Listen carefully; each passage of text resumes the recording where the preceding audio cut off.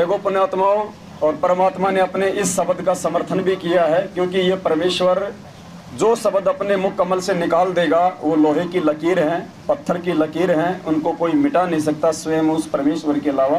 क्योंकि परमात्मा कहते हैं कि वाणी है परमपिता परमात्मा की कि साध वचन पलटे नहीं, चाहे पलट जाए ब्रह्मांड। सत्संग चाहे परमात्मा ने 1994 में किए हों, चाहे 2014 में किए हों, परमात्मा का प्रत्येक वचन एक माइक्रोमीटर भी इधर उधर नहीं मिलेगा, बिल्कुल वचनों के अनुसार ही मिलेगा। तो परमेश्वर कह रहे हैं कि जो दास के रहते सहते पार नहीं हुआ वो बाद में कहां से पार हो जाएगा। संकेत कर दिया परमात्मा ने, सीधा तुम तड़ाक की भाषा बोल के हम साथ संगत वाले भाई बहनों की तरह परमात्मा किसी का दिल नहीं तोड़ना चाहते, इसलिए परमात्मा संकेतों में बोलते हैं, सत्संगों में। और हम लोग उन चीजों को सीधे तरीके से बोल देते हैं, क्योंकि अब वर्तमान का जो समय है वो चोट लगने का समय है, और वर्तमान में भी यदि लोहे पे चोट नहीं मारी गई तो उसकी चीज नहीं बन पाएगी। तो आज से पहले तो परमात्मा केवल हम आत्माओं को तैयार कर रहे थे ज्ञान दे दे के इन चोटों को सहन करने के लिए, और आज बरवाला कांड के बाद हम सब गर्म लोहा हैं और ये सात संगतियां हथौड़ा हैं। अगर आज भी चोट नहीं मारी गई और अगर उस लोहे ने चोट को सहन नहीं किया तो उसकी वो मन वांछित जो वस्तु है वो नहीं बन पाएगी, जिसको बना के लोहार मन चाही कीमत मार्केट से लेना चाहता है।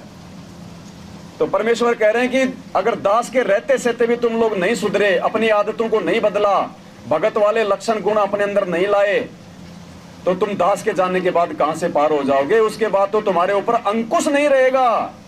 गुरुजी कह रहे हैं आज यहां दास है और फिर भी तुम गफलतबाजी कर रहे हो, तो दास के जाने के बाद कहां से पार हो जाओगे। फिर तो तुम्हारे ऊपर कंट्रोल नहीं रहेगा, अंकुश नहीं रहेगा, तुम डरोगे नहीं। तो पुण्यात्माओं, आज कौन डर रहा है गुरुजी के रहते सहते? आज कौन राजनीति करने से डर रहा है? कौन आरक्षणों में जाके उनको 5% दिलाने के लिए डर रहा है? कौन कुपात्रों को ज्योति पाठ और दान का पैसा देने से डर रहा है? बताइए, कौन भाई बहनों को मां बहन की गाड़ियां निकालने से डर रहा है? कौन आदिनी में चल रहा है?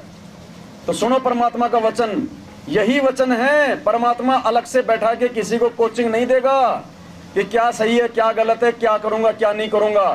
परमात्मा ने सारा भेद अपने सत्संगों में खोल दिया, और उस भेद को हम नहीं समझ पा रहे थे, उसके लिए परमात्मा ने साध संगति दे दी कि साध संगत से भेद जो पाया परमेश्वर सतगुरु रामपाल जी ने सफल बनाया। और गुरु का वचन साध की संगत अजर अमर घर पावे, कहे कबीर सुनो रे गोरख हम सबको तत्व है। तो भेद खुलने बहुत बाकी हैं, गुरुदेव के सत्संगों के बहुत सारे सार अभी बाकी हैं जो समय आने पे हम देते रहेंगे। तो ये सुनिए परमात्मा का वचन, और सुनिए पुण्यात्माओं, अगर नहीं बदला अपने आप को, ये बार बार ये चीजें बोली जा रही है, अगर नहीं बदला अपने आप को, अगर भगत वाले लक्षण अपने अंदर धारण नहीं किए। अरे जब हमारे भगवान को लोग थप्पड़ मार के निकल गए, जूतियों से पीट के चले गए, और हमारे भगवान ने अपने मन में बदला लेने की कोई भावना नहीं रखी, तो पुण्यात्माओं हमारी क्या जिम्मेदारी बनती है? गुरुजी ने कहा कि बेटा मेरे ही बेटे काल की भांग पी रखी है, मारूं तो किसको मारूं, बदला लूं तो किससे लूं। तो ज्ञान से समझ में आना चाहिए, अब ये सब हमारे दो भाई बहन हैं, जगत वाले भी हमारे भाई बहन हैं, भगत भी हमारे भाई बहन हैं, भले वो ज्ञान में चल रहे ना, चाहे वो ना चल रहे, समझाना हमारा फर्ज है, लेकिन उनके साथ में खींचातानी करना, अपने मन में एक दूसरे के प्रति राग द्वेष रखना, दुश्मनी पालना, ये हम भक्तों के लक्षण नहीं है फिर। क्योंकि जिस प्रकार परमात्मा ये सोच के कि मेरे तो बच्चे हैं, तो हमने भी ये सोच के कि मेरे तो भगत भाई हैं। तो सुनो परमात्मा क्या कह रहे हैं, अगर दास के रहते सहते भी नहीं सुधरे तो दास के जाने के बाद तो फिर अंकुश नहीं रहेगा, कहां से पार हो जाओगे। तो पुण्यात्माओं ये मौका है हमारे पास में, और ये मैनेजमेंट वाले भाई तो बहुत पीछे रह गए। पुण्यात्माओं ये तो अगर दिन रात दौड़ेंगे तो भी शायद सात संगत वाले भेद को, रहस्य को नहीं पकड़ पाएंगे, नहीं समझ पाएंगे। इनकी गाड़ी तो बहुत पीछे छूट चुकी है, लेकिन जिनको गाड़ी समय पे हाथ पे लग गई, कम से कम वो तो डब्बे में बैठे रहो, वो तो जबरदस्ती वो खिड़की से कूदने का प्रयास ना करो अपनी कमजोरी के चलते।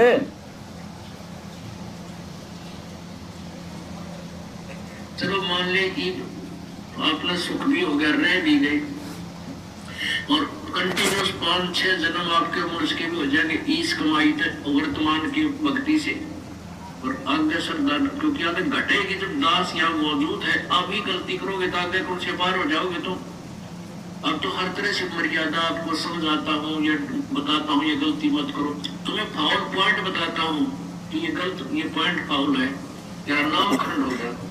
तो अब भी कर रहे जाओगे तो फिर आगे कैसे पार होगे तुम? जब ये दास चला जाएगा सतलोक, फिर तुम पर अंकुश नहीं रहेगा, ज्ञान तो रहेगा, लेकिन कुछ ऐसी मर्यादा बन जाएंगी जो पुण्यात्मा बचपन से भक्ति अपने बच्चों को रंग रंग देंगे, वो आने वाले समय में इतना जल्दी नहीं बिगड़ेंगे। और जो वर्तमान में बिगड़ जाएगा तो आगे गलती हुई पड़ी है। तो इसलिए इस समय को ज्यादा नहीं बढ़ाना आपने,